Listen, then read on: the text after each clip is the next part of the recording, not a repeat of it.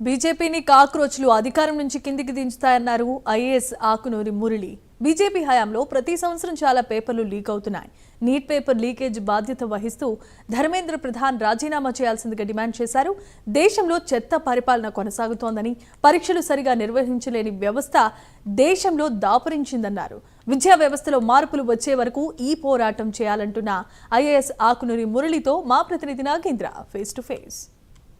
Congress Janata party Indira park వేదికగా చేపట్టినటువంటి ధర్నా కార్యక్రమానికి తెలంగాణ విద్యా కమిషన్ మాజీ చైర్మన్ అయినటువంటి ఆకునూరి మురళి సంఘీభావం తెలపడం జరిగింది. ప్రస్తుతం ఆయన మనతో పాటు ఉన్నారు, మాట్లాడించే ప్రయత్నం చేస్తారు. సార్ చెప్పండి, సోషల్ మీడియా వేదికగా ఏర్పాటు అయినటువంటి కాక్రోచ్ ఇప్పుడు నిరసన కార్యక్రమాలకు దిగింది, దీన్ని ఏ విధంగా చూడాలి?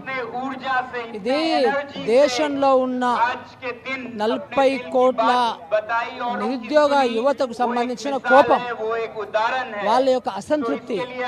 సో నాలాంటి వాళ్ళకు ఎందుకు వచ్చారంటే ఆ నిరుద్యోగ యువత యొక్క సపోర్ట్గా వాళ్ళకు సాలిడారిటీ ఇవ్వడానికి నేను ఇక్కడ రావడం జరిగింది. అయితే ఇలాంటి ఒక అసంతృప్తితో ఉన్నటువంటి ఈ వేదిక అనేది చాలా అవసరము. ఎందుకంటే ప్రభుత్వాలు సరిగ్గా పనిచేయటం లేదు. ముఖ్యంగా భారత ప్రభుత్వము, మోడీ గారి ప్రభుత్వము పూర్తిగా ఒక చెత్త పరిపాలన చేస్తుంది. సో దానికి సంబంధించినటువంటి విషయమే ఈ రోజు మనకు కనబడుతున్న ఫలితాలన్నీ అవే. సో ఒక చెత్త పరిపాలన వలన పేపర్లు లీకేజ్ అవుతున్నవి, అవినీతి భయంకరంగా ఉంది, దేశ సంపద వేరే దేశాలకి తరలిపోతుంది. ఇలాంటి పరిస్థితుల్లో యూత్ అజిటేట్ చేస్తున్నారు, వాళ్ళకు మా సపోర్ట్. ఆ బొద్దింకలు మమ్మల్ని ఏం చేస్తాయి, కాక్రోచ్ పార్టీ అంటే ఆ బొద్దింకలు మమ్మల్ని ఏం చేస్తాయి అంటున్నారు. బొద్దింకలు అనేది నెగటివ్ కాదు, వెరీ పాజిటివ్ థింగ్. అది ఇక్కడ బొద్దింకలంటే అసంతృప్తితో ఉన్నటువంటి యువత. అది మోడీకి తెలుసు, మొత్తం క్యాబినెట్కి తెలుసు, బీజేపీకి తెలుసు, ఆర్ఎస్ఎస్ తెలుసు. ఈ బొద్దింకలే వాళ్ళని కిందికి లాగుతాయి, వచ్చే ప్రభుత్వాన్ని వచ్చేసారి ఎన్నికలలో బీజేపీని కూలదొస్తాయి. ఎన్నిసార్లు పేపర్ లీకేజీలు అయినా వాళ్ళపైన చర్యలు ఉండడం లేదు, విద్యాశాఖ కేంద్ర మంత్రి కూడా స్పందించడం లేదు, దీన్ని ఏ విధంగా చూడాలి? బీజేపీ ప్రభుత్వము ఒక యాంటీ పీపుల్ సంస్థనండి.